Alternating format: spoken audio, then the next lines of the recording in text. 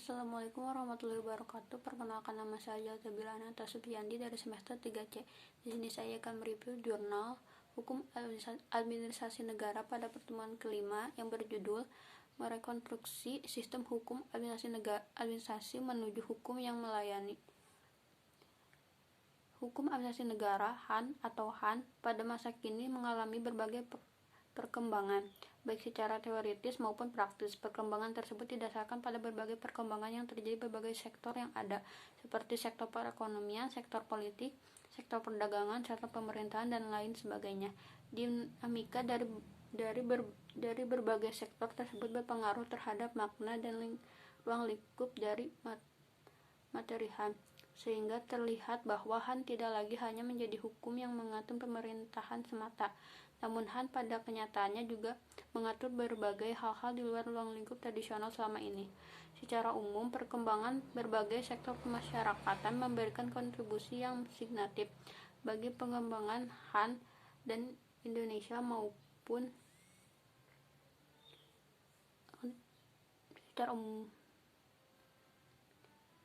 Berbagai hal di ruang lingkup tradisional selama ini. Secara umum, perkembangan berbagai sektor kemasyarakatan memberikan kontribusi yang signifikan bagi pengembangan HAN baik di Indonesia maupun di negara lainnya. Hal ini menunjukkan bahwa HAN merupakan hukum yang bersifat dinamis dan selalu terbuka akan penyesuaian dan perkembangan yang terjadi di masyarakat. HAN adalah hukum yang selalu berkaitan dengan aktivitas dan perilaku administrasi negara dan kebutuhan masyarakat serta interaksi di antara kedua hal tersebut.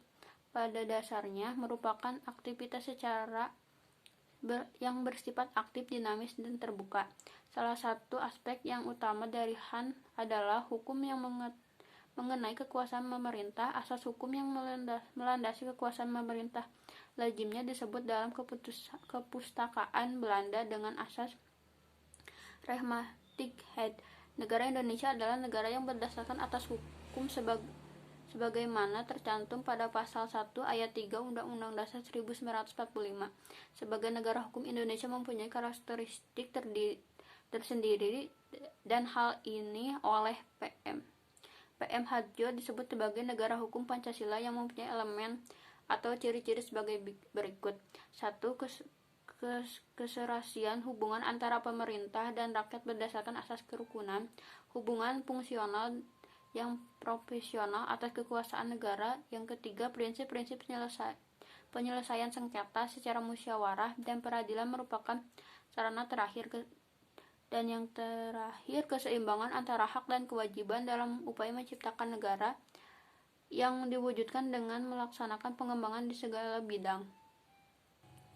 Dalam melakukan rekonstruksi hukum administrasi negara yang memiliki orientasi terhadap pelayanan publik, maka harus terlebih dahulu memperhatikan perubahan paradigma terhadap administrasi negara itu sendiri. Upaya mengkonstruksi tanpa dilandasi dengan pemahaman paradigma, maka norma-norma hukum administrasi negara yang dibangun dan menjadi landasan kerja birokrasi tanpa memiliki arti yang jelas.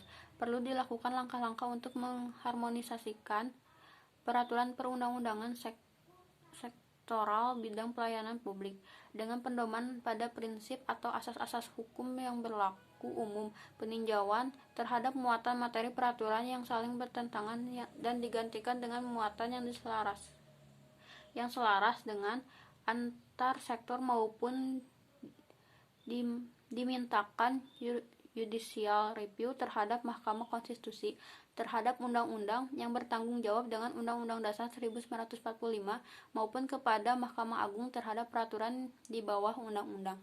Sekian dari saya. Wassalamualaikum warahmatullahi wabarakatuh.